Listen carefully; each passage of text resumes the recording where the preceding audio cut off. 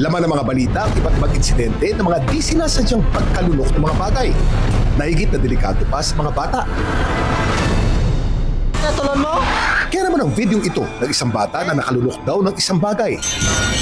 Masakit! Diyan masakit. Hindi katakatakang naka 7.2 million views na. Pero ano nga ba ang nalunok niya na labis siyang kinakabahala? Natulon mo? Papuntam! Ano mo? Hindi ko mawata! Inom ka tubig. Ang kawawang bata, nakalunok pala ng bubblegum. Ano kaya nangyari sa kanya? Paano na karon? Padoktoran tayo ka?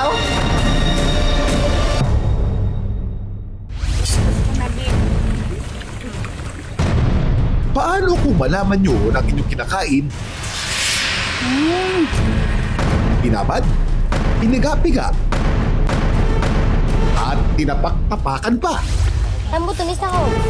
Sa video ito na umabot ng 21 million views, pinakita kung paano hinahanda ang isang pagkain sa probinsya. Naghahanda ng pagkain sa gitna ng gubat, sa gitna ng rainforest. At ang paraang ginagamit nila talagang very primitive, pero ilang daang taon nilang natutunan yan. Trial and error. Ang mga tao sa comment section tila curious, ano nga ba ito? Pero ang matindi nating nalaman, ang root crop na nasa video kailangan ng mabusising preparasyon bago kainin dahil may taglay pala itong lason. Hindi ka na makakahinga. Bubula na lang yung bibig nung nakakain nun pagkamali. Tapos titigil na yung paghinga.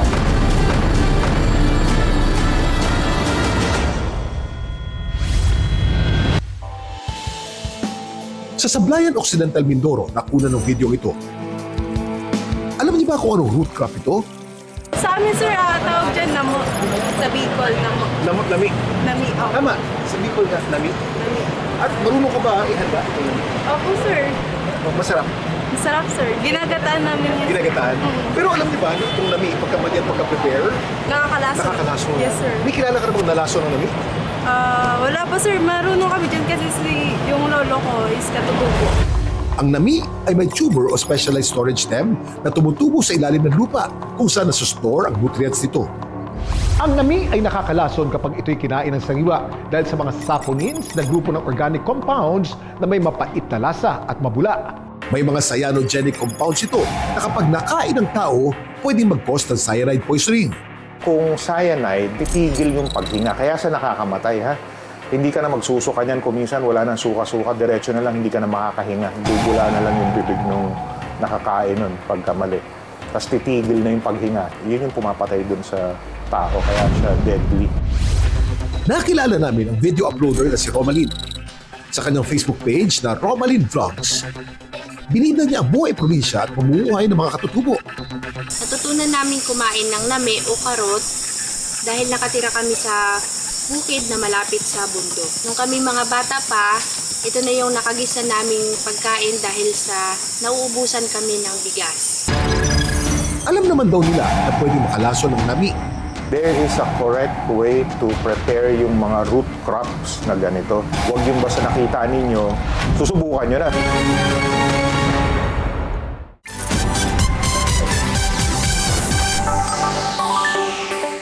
Kamangha-mangha at kahanga-hanga, pinusuan si Rare Community sa interes ng online universe. Pero bakit nga ba nag-viral ang mga video ito? Samahan niyo akong himayin at alamin ang mga kwento sa likod ng mga viral video at trending topic dito lang sa...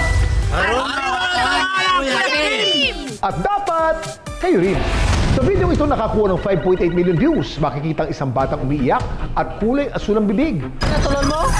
Mukhang naparami ang bubblegum Masakit! Diyan masakit. at nalunok pa niya. Ano mo? Hindi ko mawata!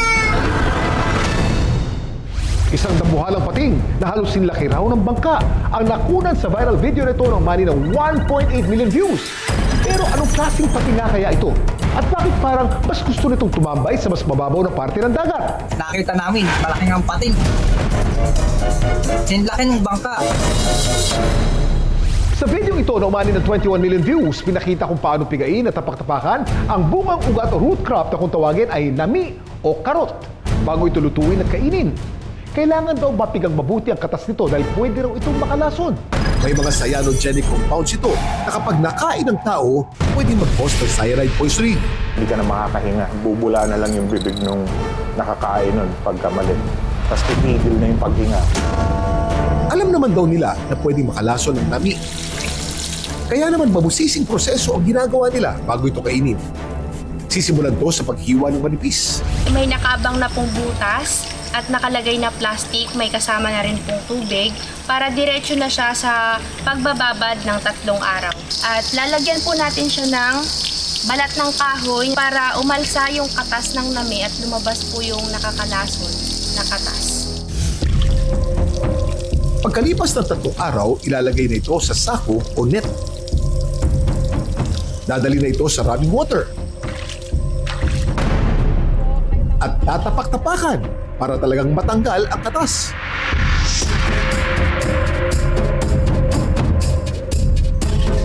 At uulit-ulitin ang proseso hanggang maging malinaw na tubig na pinagbabanlawan. Ilalabas ito sa sako para mas mahugasan.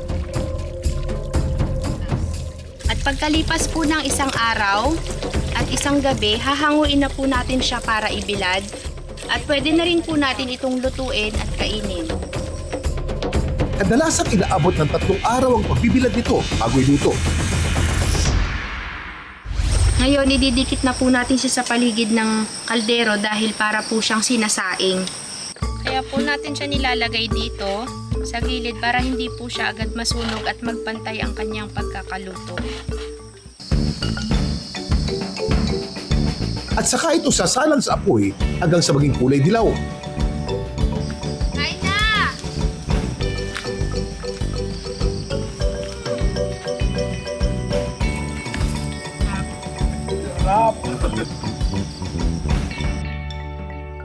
Ito ay natutunan ng ilang henerasyon, maaaring ilang daang taon na lang ginagawa ito. Pag hindi tayo sigurado sa mag-prepare ng isang pagkain, iwas na lang muna tayo. Baka ikamatay natin, baka malason po tayo. May mga pag-aaral na rin na published ng Biomed Central Journal na nagpapatunay na ang ginagawa nilang proseso ng paghiwa, pagkuskus, pagpiga, at pagpapatuyo, at pagsisteam sa nami ay tamang paraan daw para matanggal ang cyanogenic compounds ng nami. There is a correct way to prepare yung mga root crops na ganito. So kung hindi kayo marunong, don't try. Magtanong muna kayo or make sure alam nyo kung paano i-prepare. Huwag yung basta nakita ninyo, susubukan nyo na. Kumakain ba kayo nitong cassava cake? Alam niyo ba na ang root crop na cassava o kamoting kahoy, katulad din ng nami at kapag kinain ng hilaw o undercooked, pwedeng makalason. Meron kasi itong cyanogenic glycosides na nagiging cyanide kapag natunaw sa katawan. Pero dahil ang kamoting kahoy ay parte na ng mahabang kasaysayan natin mga Pinoy, natutunan na ito ng nakaraang henerasyon kung paano ito ligtas na ihanda. At ngayon, isa na ito sa mga sikat na panghimagas nating Pinoy. Tara, kain tayo!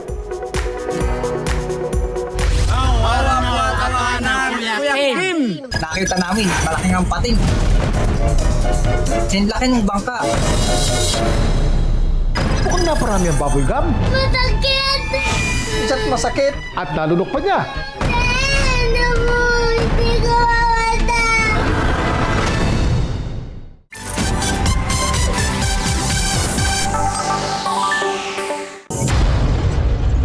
Paano kung sa beach trip nyo,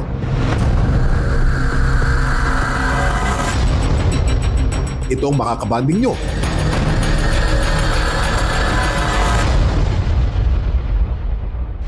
May tanong ako sa'yo, mahilig ka pa pumunta sa dagat? Kunyari, nagsiswimming ka sa dagat, biglang nakita mo to, anong gagawin mo? Pasigaw tatakbo po. Tatakbuhin na sa dagat. Alala mo, anong pangarap mo sa buhay? Maging successful po na seafarer po. So marunong ka mag-swimming sa dagat? Ako man ako. Ano ang deadliest animal sa dagat? Shark. Lumalangwi ka, nakakita ka ng ganyan. Anong gagawin mo? Siguro po lalayo. Paano ka lalayo? Eh, malapit sa'yo. Siguro magdasal na lang na hindi makain siguro. Sa video ito na may 1.9 million views na at in-upload ni Arnold, makikitang sa pier nila sa Barangay Pandan, Real, Quezon. May pating na sorpresang bumisita. Sobrang laki. Doon lang ako nakakita ng ganun kalaki. Pating, nakakatakot, malaki. Sinlaki ng bangka. Bagamat ang great white shark o mga white shark ay nakikita sa mga malalamig na tubig sa Australia, posibleng meron din dito. Hindi kasing laki ng sa Australia, pero meron dito niyan. Naligaw yan, pang cold water lang ang shark. Baka may sakit yan or mamamatay na. May point naman. Marami sa mga beached animals, lalo-lalo na mga whales at mga sea mammals, ay pagka nakitang nasa beach, ibig sabihin yan, may sakit yan at malapit niyang mamatay. Meron talagang shark na kasing laki ng bangka. May bangka nga na sinlaki ng shark eh. Pilosopo. Mabait yan, boss. Pwedeng mabait, pwedeng hindi mabait. Depende. Pinasuri namin sa wild animal expert ang naturang video para alamin kung pating nga ba ito. Yung nasa video, malaki siya, no? Basically, napakalaki niya para doon sa regular na pating na nakikita ko. Yung kanyang underbelly is white.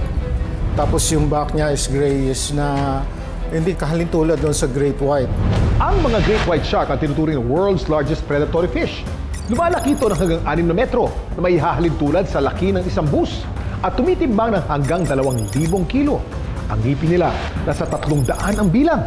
Dami mong alam, Kuya Kim. At sana kayo rin. At kung nagkataon, delikado raw sa mga tao ang maging ganito kalapit sa pating.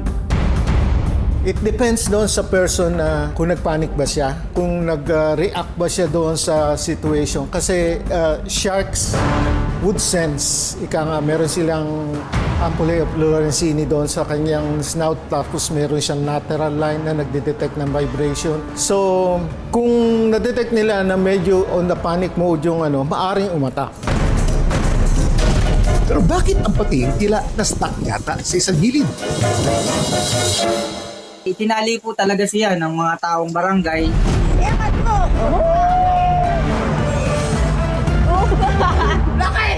Anong nangyayari sa magtatagpo ng mga pating at mga tao?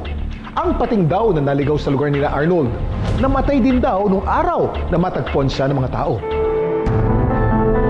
Avoid yung dynamite fishing or blast fishing kasi ito'y nakakasama doon sa mga laman dagat. Use the traditional fishing. Kung if you're swimming tapos merong shark sa paligid mo, as much as possible, stay calm. Swim as natural away. Sometimes nagbe-venture sila hindi lang doon sa malalalim, even sa mga malalapit sa pangpang. At siyempre, wag niyong papatayin dahil konti na lang sila. Sa ganitong pagkakataon, importante ang sapat na kaalaman para ang mga hayop ay maingatan at maalagaan. Dami mong alam, Kuya Kim! Dami mong alam, Kuya Kim. At sana, kayo rin. Mukhang naparami ang bubble gum Masakit! Minsan masakit. at nalunok pa niya. Ano mo? Hindi ko mawala!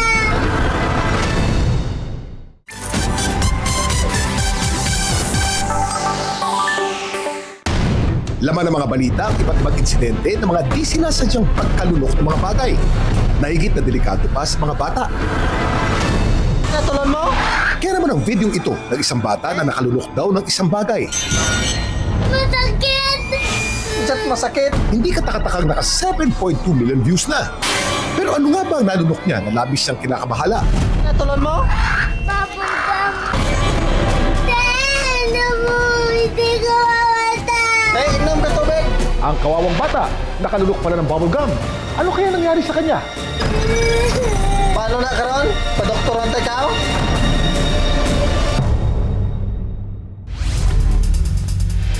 Dito sa San Rafael, Iloilo, nakilala namin si Hans na nag-upload ng viral video. Tiyuhin ako ni Kaykay at ako doon ang kausap niya sa video. Dahil OFW mga magulang, sa poder daw ng lola at mga tiyuhin niya nakatirang 4 na taong gulang na si Kaykay. Alagaan ko si Kaykay ng 1 year and 9 months pa lang siya. Bilang lola, mahal na mahal ko ang aking apo. Masayahin, makulit, at mahilig daw kumain si Kaykay.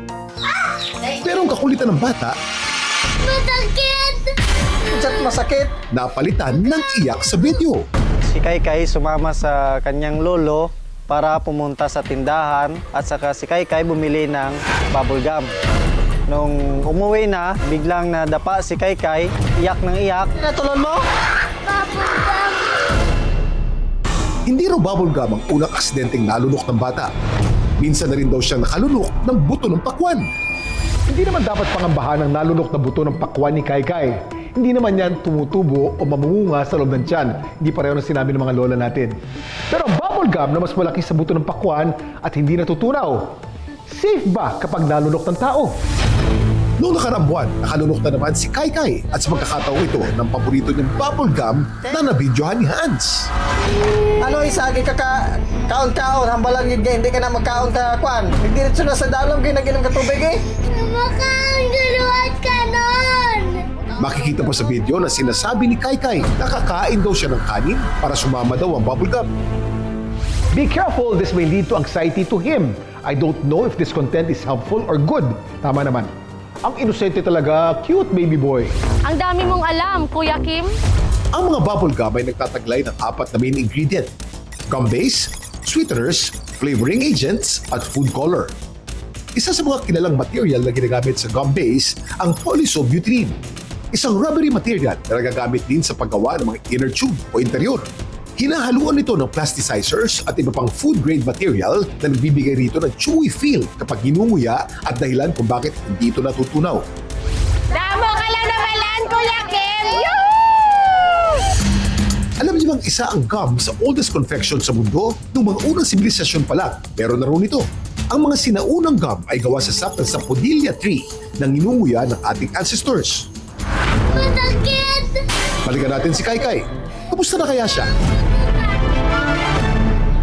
Sa ngayon po, okay naman si Kaykay. Pero hindi na namin nakita na kumakain ng bubble gum. Kasi ayaw ko na mamatay. Kapag may natapakan tayong bubble gum, jahe, di ba? Ang hirap alisin. Kapag sa loob kaya ng katawan, madikit pa rin kaya ito. Bubble gum, hindi naman. Ano yan?